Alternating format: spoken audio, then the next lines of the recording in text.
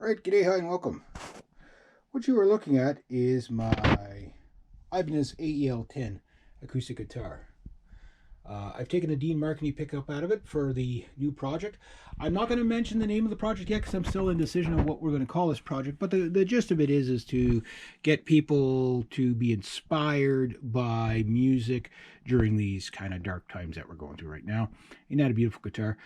And we'll be playing purely acoustic. So I've got myself a lovely female singer. I've known her since she was a kid. But however, I only found out recently that she actually had the ability to sing. And it's like everybody she's talked to is like, yeah, nobody seems to know that I sing. And she sang all over the place. She sang in churches, sang and everywhere. She took music lessons as a kid and all that kind of stuff. And she's been out of it for a while.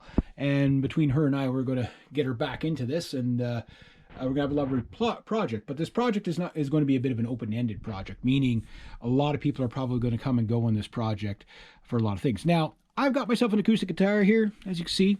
This is a really good live guitar. I bought it in 2005. The only other problems I've had with it, for the first time since 2005, is this winter's been a strange winter. It's been the hardest on my guitars. It's been strangely mild and then goes cold, and really mild and really cold. It's wreaking havoc on my violins too. But I did a truss rod adjustment for the first time, just a little bit. It's not a big deal. I mean, that's something guitars normally do. But the first time I've had to do a truss rod adjustment on this guitar in 15 years. The other thing is I stripped out one this year too. I stripped out one tuner, so one tuner's gone. But out of 15 years, this guitar's got a lot of shows on it. Probably about 100 at least. Well, maybe not 100, but well, definitely over 50. Definitely over 50, mostly jam nights, but I bought it mainly as a jam night guitar, but it sounds good enough acoustically that not plugged in or whatever. Or when the other problem with it, I'll just quick, is I shorted out my electronics when I accidentally poured one drop of guitar polish got in there.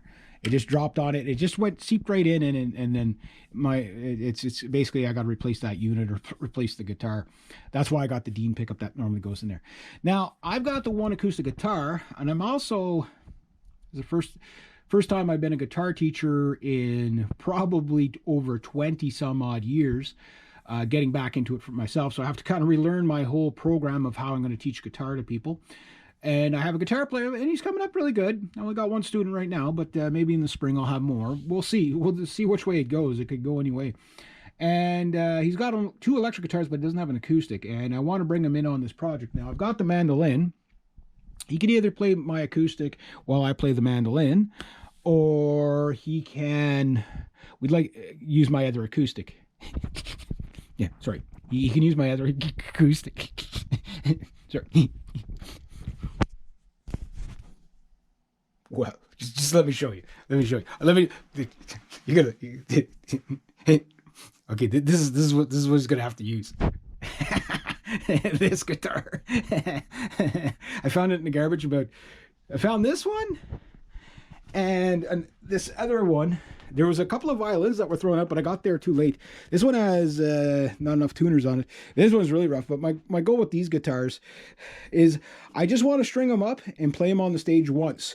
It's all full of mud. This one still has mud on it. I haven't cleaned them up yet. But if I can get it working, that could be the backup guitar.